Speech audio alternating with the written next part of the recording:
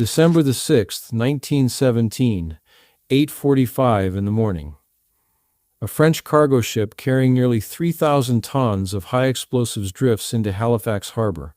A Norwegian vessel cuts across her path. They collide. A small fire starts on deck. 22 minutes later, the largest man-made explosion before Hiroshima erases an entire city from the map. But that is not what makes this story unbearable. What makes it unbearable is that nearly 600 people suffered devastating eye injuries in the same second, dozens permanently blinded, because they walked to their windows to watch the pretty fire. Mothers called their children over. Come look. Come see. That instinct, that ordinary loving instinct, is what took their sight. The morning was sharp and bright. A cold Thursday.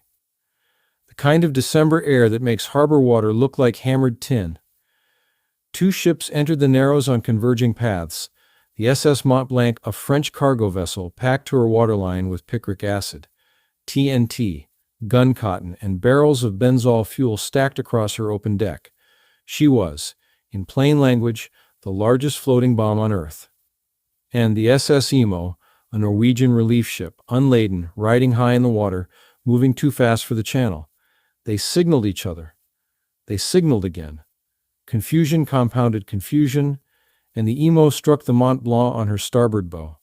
The impact itself was minor. A dent. A groan of steel. But the benzol barrels ruptured.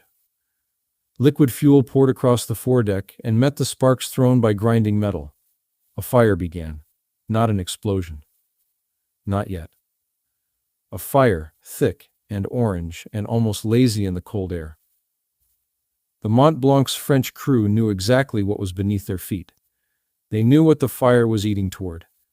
They abandoned ship without warning the city because they spoke no English, and because there was no protocol for what was about to happen.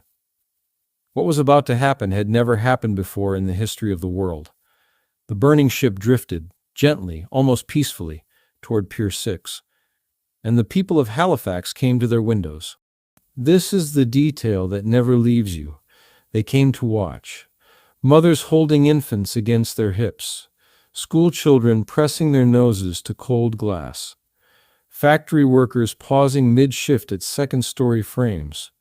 Dock hands stepping outside to shield their eyes against the glare. It was a spectacle. A ship on fire in the harbor. And the human instinct was universal and innocent and irreversible. They looked. At 9:07 in the morning, the Mont Blanc detonated. The blast, equivalent to roughly 2.9 kilotons of TNT, punched a white column of smoke over 3 kilometers into the sky. A pressure wave traveling faster than sound flattened 1,600 buildings in less than 1 second. A tsunami 60 feet high dragged the waterfront back into the harbor like a hand clearing a table. And the glass. Every window facing the harbor became a horizontal rain of blades. 9,000 panes shattered inward, not falling, not cracking, but launching. Propelled by overpressure moving at over 1,000 meters per second. The shards entered living rooms, schoolrooms, hospital wards. They found faces. They found the open eyes of people who were still trying to understand what they were seeing. Nearly 600 people suffered eye injuries in a single second. Dozens were permanently blinded. Many of them were children who had been lifted to the glass by the people who loved them most. The act of care became the mechanism of injury. And in the overwhelmed hospitals that followed, doctors faced a choice no institution should ever face. Prioritize the dying or prioritize the blinded.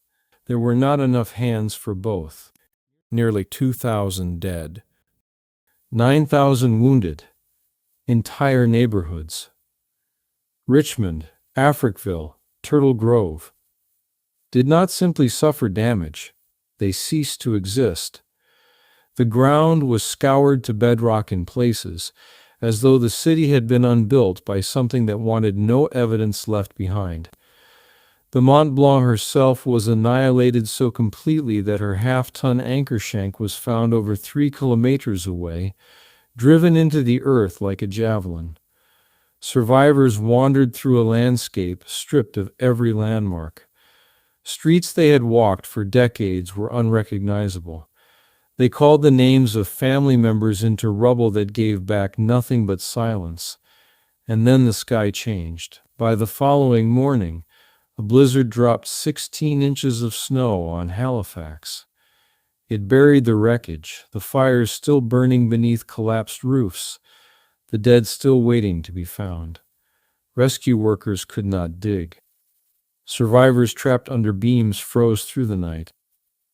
The city that had been erased by fire was now being erased a second time by ice, by white, by a silence so total it felt like the world had decided to simply start over and bury its own mistake. No one detonated the Mont Blanc with malice. No one sent the Emo into the Narrows with intent. This was not war arriving at Halifax. This was war passing through. Munitions in transit, a shipping lane error, a fire no one could read in a language no one on shore could speak. And perhaps that is the truest horror for the rational mind. Not the blast itself, but the ordinary sequence that built it. A wrong signal, a dented hull, a curious mother lifting her child to the glass. Every step was human. Every step was reasonable. And hundreds of people lost their sight for the crime of being curious on a Thursday morning. But Halifax was not the only city fed to the machinery of negligence that century, and glass was not the only invisible weapon turned against the innocent. Some poisons do not shatter windows. Some arrive quietly, in a jar of paint, on the tip of a brush, placed softly on a young woman's lips by her own trusting hand,